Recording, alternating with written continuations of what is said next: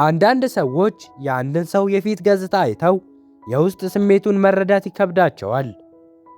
ይህኛው ግን አንድም ቃል ሳይናገር በክፍል ውስጥ ያለውን የሐዘንና የደስታ ማዕበል ልክ እንደ ራሱ አድርጎ የሚሰማው ልዩና ሰፊ ልብ አለው።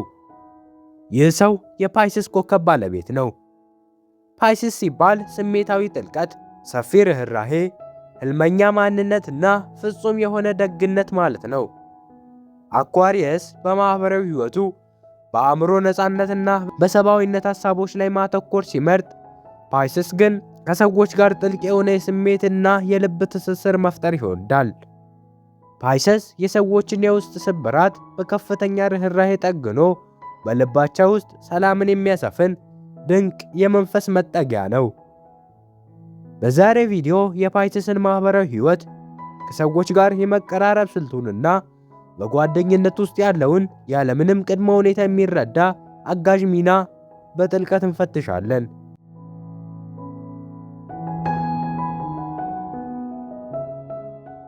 ፓይሰስ አዲስ ሰው ሲያገኝ ወይም አዲስ ማኅበራዊ ከባቢ ውስጥ ሲገባ የሚያሳየው የመጀመሪያ ባህሪ ገርነትና ስሜትን የመቀበል ብቃት ነው።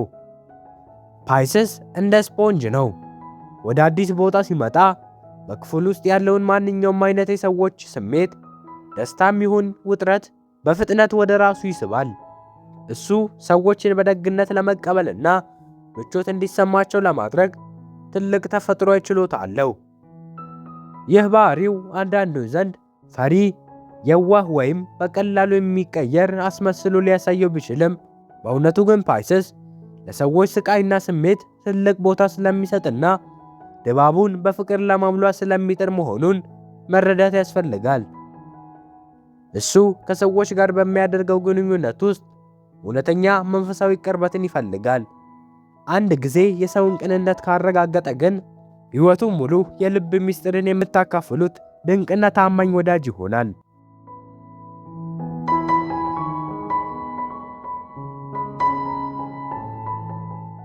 ወደ ጓደኝነት ስንመጣ ፓይሰስ በዞዲያክ ምልክቶች ውስጥ እጅግ አሳቢ፣ ይቅር ባይና መስዋዕት የሚሆን ጓደኛ ነው። ፓይሰስ ለአንድ ሰው ጓደኛ ከሆነ ያንን ሰው በጭራሽ አይፈርድበትም ወይም አይተቸውም። የጓደኞቹን ስህተት በቀላሉ ይቅር የማለትና በችግራቸው ጊዜ ያለምንም ቅድመ ሁኔታ ከጎናቸው የመቆም ትልቅ ልብ አለው። አንድ የቅርብ ጓደኛው ተስፋ ቆርጦ ወይም አዝኖ ቢመጣ ፓይሰስ የራሱን ሥራ ትቶ የጓደኛውን ስሜት ለማረጋጋት ሌሊቱን ሙሉ ለማዳመጥ ዝግጁ ነው። ሆኖም በጓደኝነት ውስጥ የፓይሰስ ትልቁ ፈተና ወሰን ማጣትና ከእውነታው አለመሸሽ ሊሆን ይችላል። ሰዎችን ለመርዳት በሚያደርገው ጥረት የራሱን ፍላጎት ሊረሳ ወይም ክፉ ሰዎችን እንኳን መለየት አቅቶት ሊጎዳ ይችላል። ለሱ ጓደኝነት ማለት ፍጹም የሆነ የልብ መገናኘትና እውነተኛ መደጋገፍ ማለት ነው።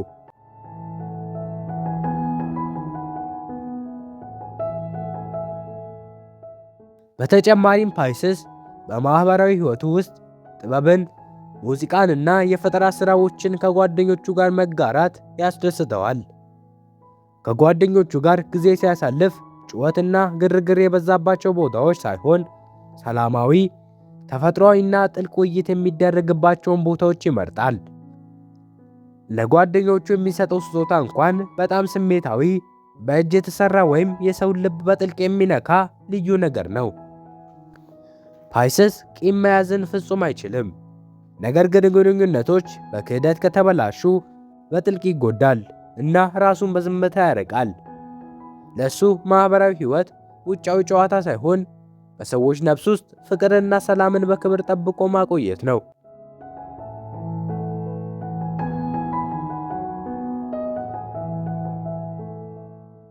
በቡድን ሥራ ወይም በሥራ ቦታ ላይ ፓይሰስ የቡድኑ ስሜታዊ መረጋጋትና የፈጠራ ማገዶ ነው። በቡድን ውስጥ ያሉ አባላትን በደግነት የማስተሳሰር፣ በሐሳቦች ላይ የሥነ ጥበባዊ እይታን የመጨመርና አስቸጋሪ ሁኔታዎችን በሰላም የማለፍ ችሎታው ወደር የለውም።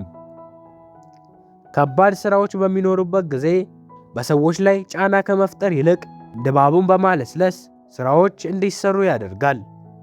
ፓይሰስ በቡድን ውስጥ አምባገነን መሪ መሆንን ፍጹም አይፈልግም። እሱ በቅንነት መደገፍን ይመርጣል።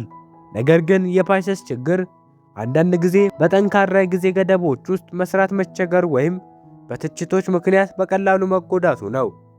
የቡድን አባላት የፓይሰስን የርህራሄና የፈጠራ አቅም አውቀው በአክብሮትና በደግነት ሲይዙት ፓይሰስ ቡድኑን ወደ ትልቅ አንድነትና ድንቅ ውጤት የሚመራ እውነተኛ በረከት ይሆናል።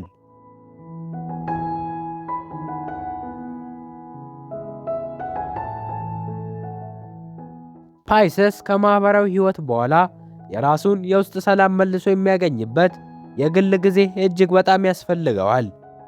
ፓይሰስ በማህበራዊ ግንኙነት ውስጥ ሲውል የሁሉንም ሰው ስሜትና ችግር ወደ ራሱ ስለሚስብ ውስጣዊ ጉልበቱ በከፍተኛ ሁኔታ ይደክማል። ስለዚህ ከሰዎች ከተለየ በኋላ ወደ ራሱ ጸጥተኛ ቦታ በመመለስ ሙዚቃ በማዳመጥ፣ ስዕል በመሳል፣ በማንበብ ወይም በህልም ዓለም ውስጥ በመዋኘት የጠፋውን ጉልበት መልሶ ማግኘት ይፈልጋል። ይህ የእረፍት ጊዜው የራሱን ስሜት መልሶ ሚዛን የሚያስይዝበት ወሳኝ ጊዜ ነው። አንዳንዶች ፓይሰስ በድንገት ራሱን ሲያገል ወይም ዝም ሲል ተቀይሯል ብለው ሊያስቡ ይችላሉ። ነገር ግን በእውነቱ እሱ የራሱን ስሜታዊ ጤንነት መልሶ እያደራጀ መሆኑን የቅርብ ጓደኞቹ ሊረዱለት ይገባል።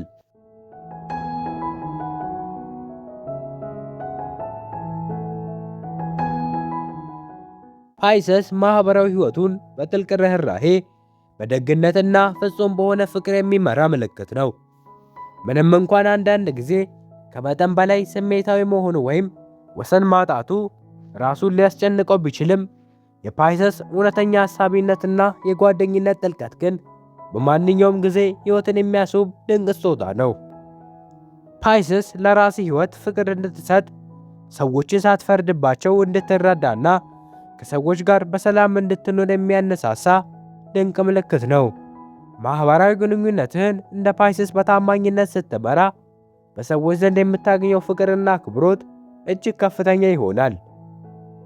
ፓይሰስን መረዳት ማለት የሰው ልጅ ርህራሄ፣ የይቅር ባይነት ጥበብና የሰላም ምንነት መረዳት ማለት ነው። ስለዚህ በሚቀጥለው ጊዜ ከፓይሰስ ጋር ስትገናኝ ያንን ገርነቱን በአክብሮት ተቀበል።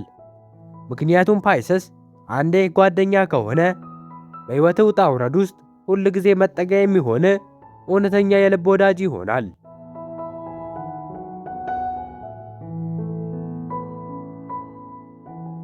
በማጠቃለያም የፓይሰስ ማህበራዊ ህይወት በውጫዊ ጥቅም ላይ ሳይሆን በጥልቅ ስሜት፣ በጭካኔ ላይ ሳይሆን በሰፊ ርህራሄና ፍጹም በሆነ ቅንነት ላይ የተመሰረተ ነው። የዚህ ኮከብ ምልክት የሆኑ ሰዎች በዙሪያቸው ያሉትን ሰዎች ስሜት በመረዳትና ፍቅርን በመስጠት ረገድ ወደር የላቸውም። የ12ቱ የዞዲያክ ምልክቶች የማህበራዊ ግንኙነት ባህሪና ጓደኝነት ተከታታይ ትንታኔያችን በዚህ መልኩ ሙሉ በሙሉ ተጠናቋል። ሰብስክራይብ በማድረግ እንዲሁም የደውል ምልክቷን በማብራት ቤተሰብ መሆኑን አይርሱ። በቀጣይ በሌላ ቪዲዮ እስከምንገናኝ ሰላም ቆዩ።